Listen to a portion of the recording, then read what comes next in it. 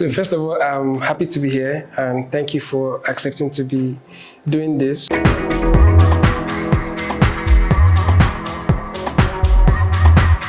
So I'll just let you introduce yourself so I don't have to, say things that... I should introduce myself. Okay, just go ahead, please. Okay, my name is Wisdom Ating. A lot of people know me as Wisdom Ating. So I work as the creative director of Ngage Media Global. I also have a couple of other businesses in finance, in agri. Yeah, you can refer to me as an impact entrepreneur. Impact entrepreneur. So do you want to tell us about the other businesses you run? So I have a financial advisory brand that currently also just started, some level of work in asset management, myself and my partner.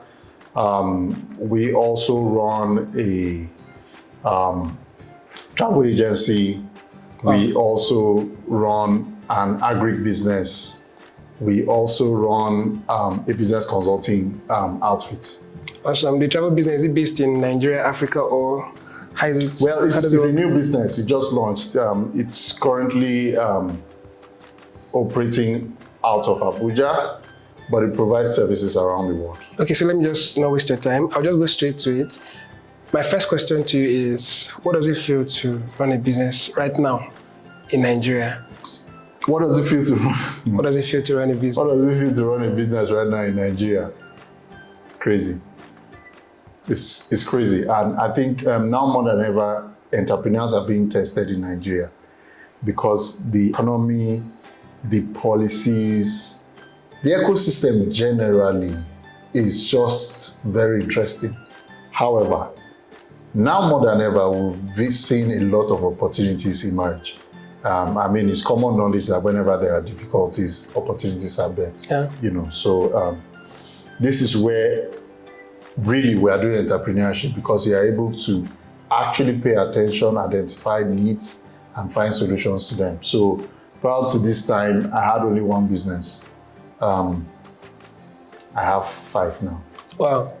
Yeah, that's not to say you should go and start 5 businesses, but it's just because of the diverse opportunities that exist that has made us, put our hand into that. By the way, when I said impact entrepreneur, it means that, yes, we're doing business for profit, but more for impact. What do you mean by you're doing business for impact? So we believe that we understand the position. Because why I'm asking is because people do businesses for the profit, the money. Yeah. But you're saying you do business for impact. So we would make profit anyways. Okay. Even while making impact. Okay. Right? So we're not just going to start any business. Okay. We're thinking about how that business can impact community and impact the country and impact the continent at large. So myself and my partner were very keen about driving the concept of Africa or Africanism, if you want. Shaping perceptions, good perceptions about Africa in the world, which is what our communication agency is currently driving, right?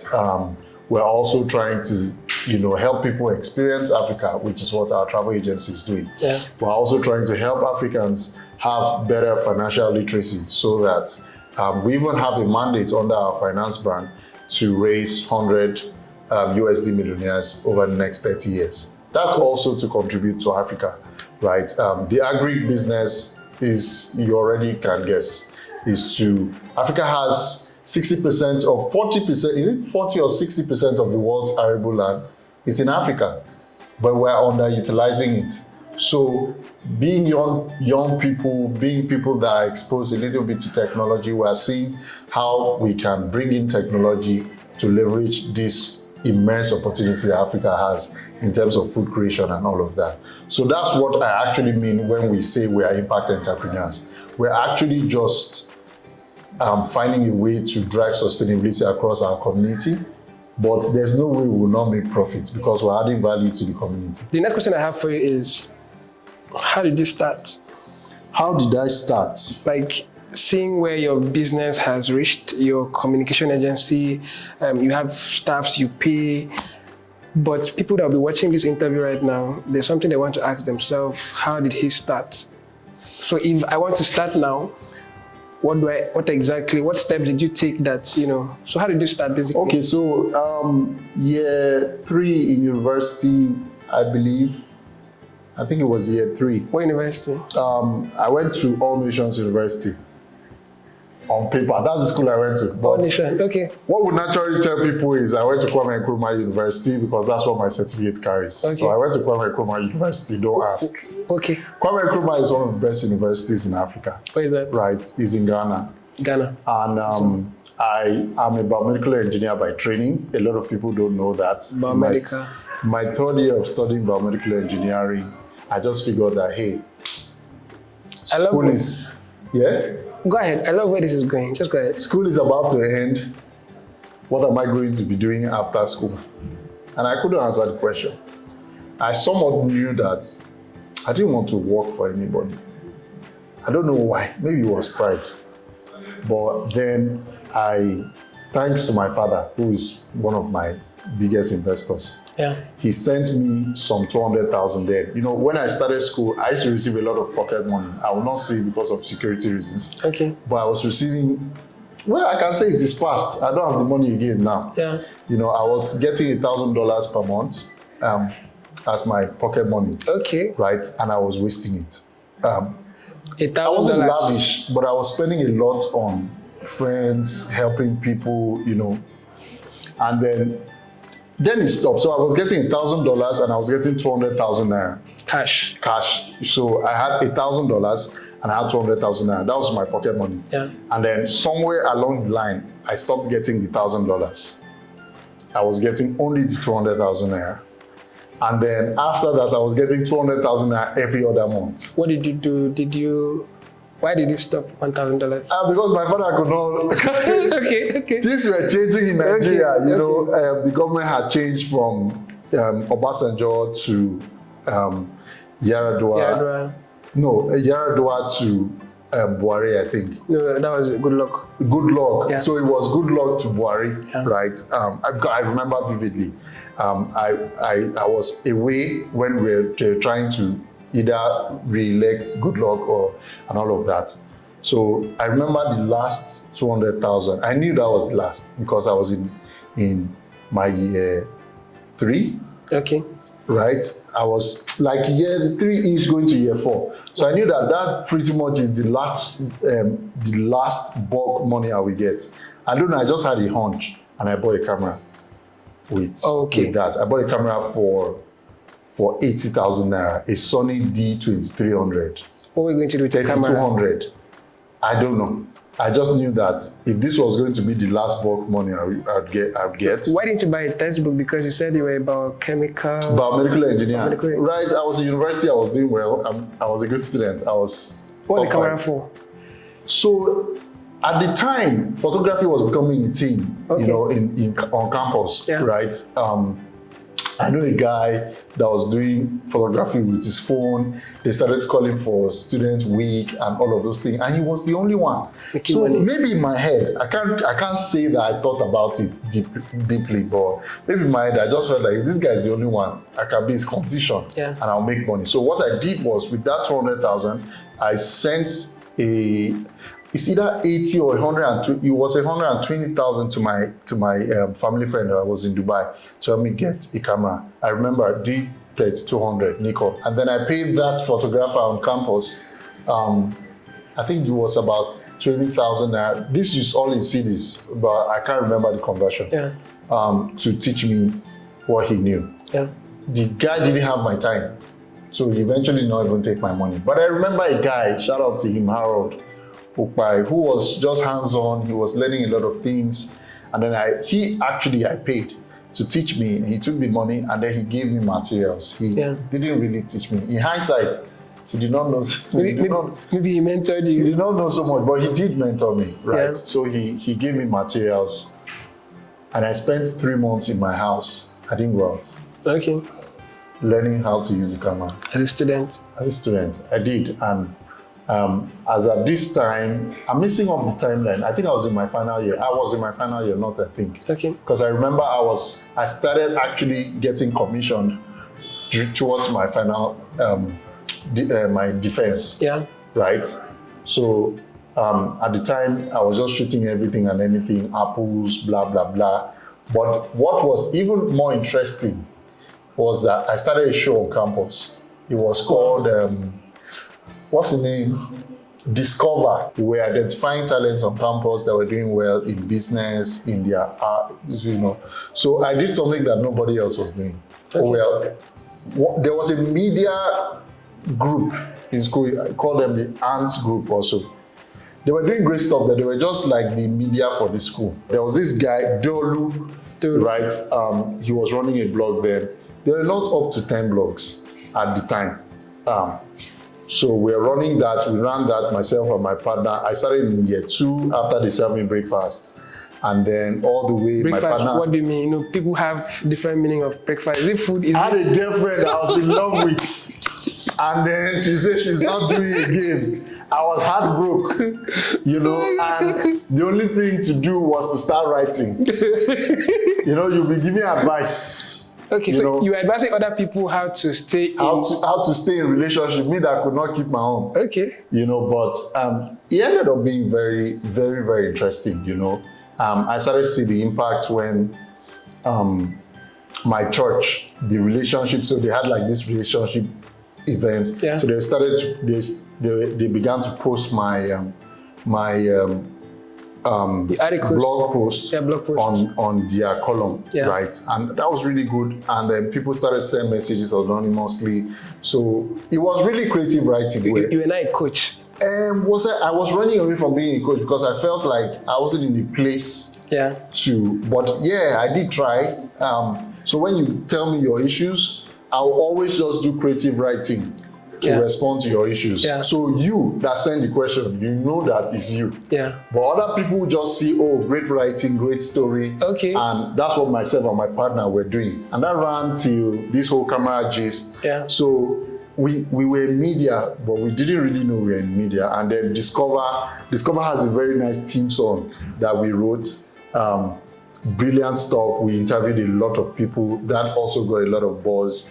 And then I left and I came back to Nigeria.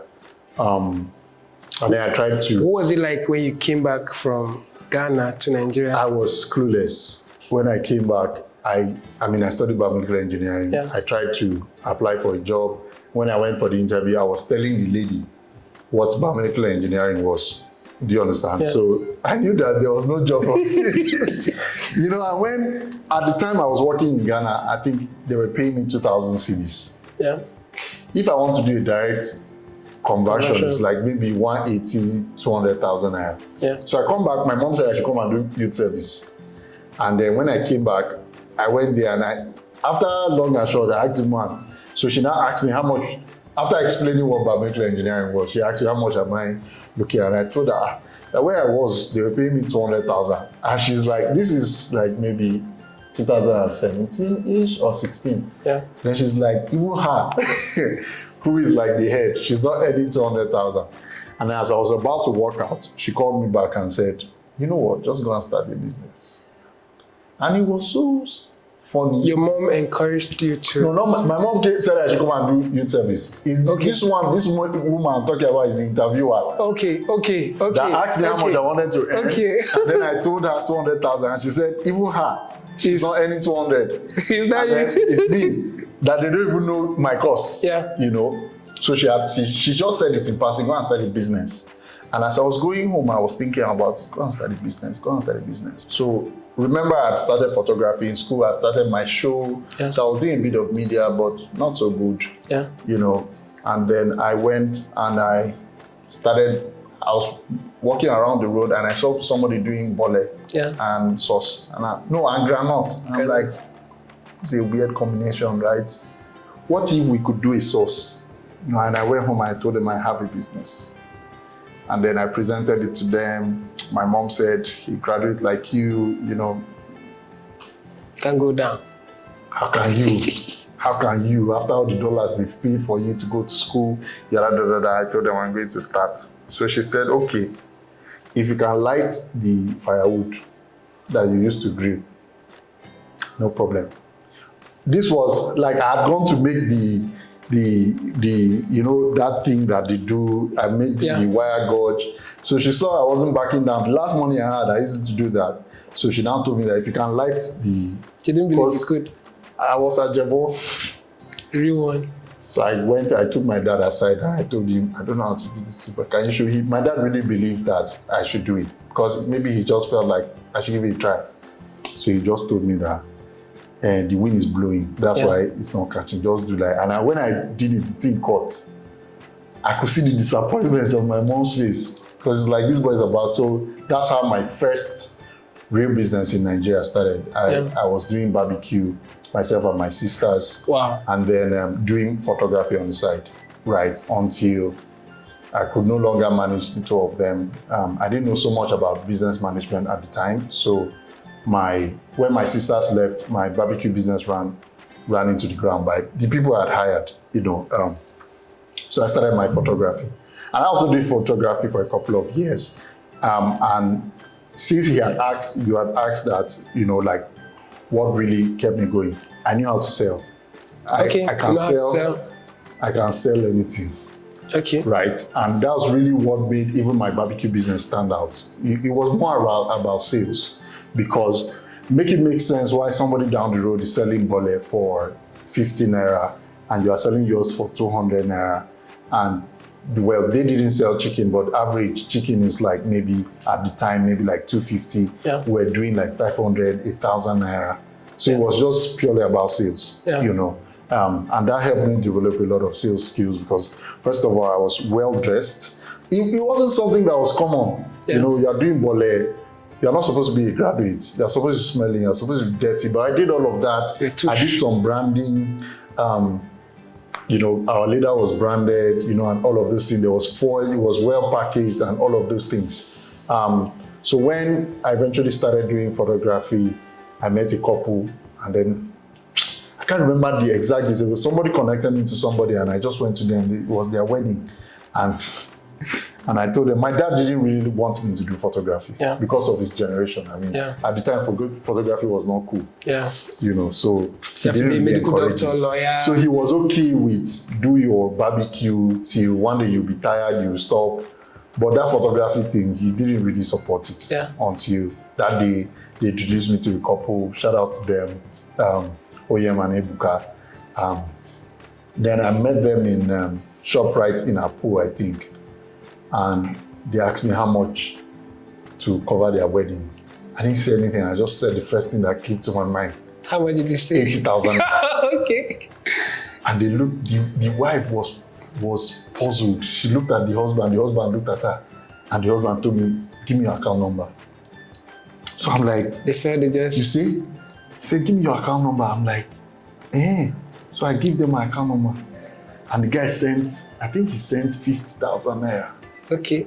I'm like, wow. I didn't think about it. I didn't even think people would be able to pay me. Bad gist, my girlfriend at the time didn't even post for me to be shooting her because that's how bad I was. Yeah.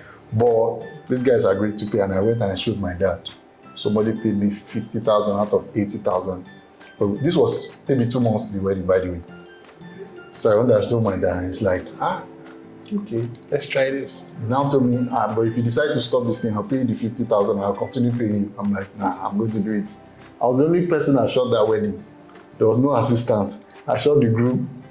I shot the bride. I was everything for 80,000 naira. Very gracious people. They were so kind to me. They helped me. But backstory is that before then, again, no sense of business. I finished the 50,000 naira before the wedding. So when it was time for the wedding, I could not afford to buy the speed lights that I needed for the wedding. Thanks to my mom. She gave me 32,500 naira that I used to buy my first speed light, a Nikon speed light. I can't remember the details, but yeah, I did that for a bit.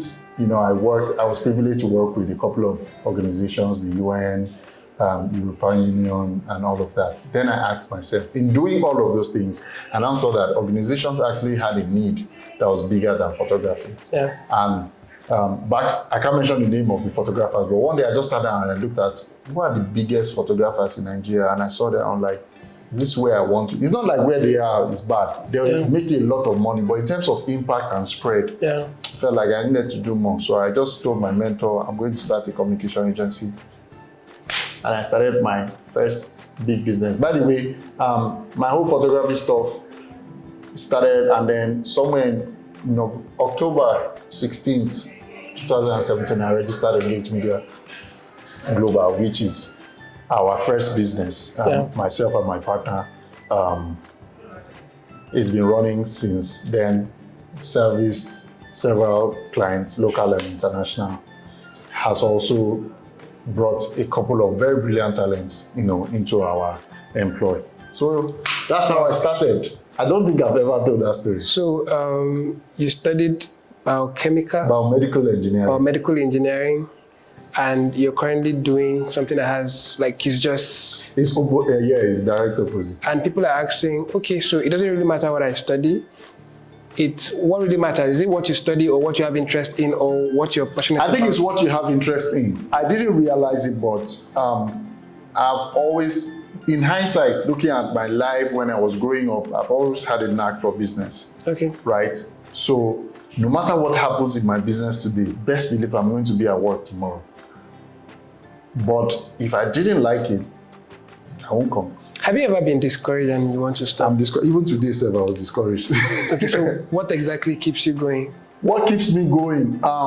One of two things. Knowing that I couldn't have got here by myself. And if I'm here, it means that God has something. Number two, the people that work with me. So I can't just wake up. I've tried to give up sometimes, maybe 5 or 6. 2 out of the 6, my partners, just one of them I remember vividly, he said something to me that was very, I told him I'm done. I'm just going to go and look for a job. And then he told me what will now happen to that are working with. Hold on, you told your partner, CEO, you want to go and look for a job? Yes. Okay. Oh no, so the way our system is structured is so that even like my partner is at some point, going to paid employment and all of that. So me, I was like, why do I have to be the one staying building here? But it's like I was born for it. We are 2 different people with 2 different capabilities. We have now found that I'm the crazy one. But when he told me that, what then happens to everybody that has connected to your vision? Anytime I feel discouraged and I want to go, I can go and collecting some 5 million per month. I don't have to think whether you are making money or you are not making money. Just pay me my 5 million. But I just think of the impact that we're making through the people that work with us, people that have collaborated with our vision. And that's really my biggest motivation. So what keeps you, I know you've talked about your greatest motivation, but then what keeps you going? Like, what is your routine? Like, what helps you to stay updated? What helps your business to stay up there? Because in a city like Abuja, you're having local, international clients and all those stuff. What exactly makes your business different? So there are 2 things that we've realized. Sorry, you guys, I'm always saying myself and my partner because, I don't know, I'll try not to say, but the truth is, we have realized 2 strengths that we have. We are very good at ideation, and customer centricity. We'll go over and above for a customer. When we started, it wasn't really paying. People were using us, using me specifically because at the time, I was client services and all of that. But over time, we just know that our clients started to have this perception of us as people that will always deliver and deliver excellently. And no matter what happens, be sure that at the end they will deliver. And that was like an edge. And internally, we are very people-centric. Generally, in our business, we are very people-centric. So even the way we engage with our colleagues is different. We don't have the typical Africa slave mentality structure. We chat with our colleagues, they are like our peers, and why you see, I've been constantly saying colleagues because we don't say staff, not just for, packaging sake. Yeah. You know, we see them as partners in our vision to be able to achieve a bigger goal. Yeah. You know, so that's something that's also really helped. We work with some of the best minds. Don't get me wrong, we fight, we argue, sometimes we lay people off, we hire new people, but it's an edge that we have. And then for me, I'm always learning, I'm always paying attention, I'm always listening, you know, I'm always asking questions, I'm always asking for help, you know, when necessary. So I think it's a combination of all of these things that has helped us. This may be like maybe our final question.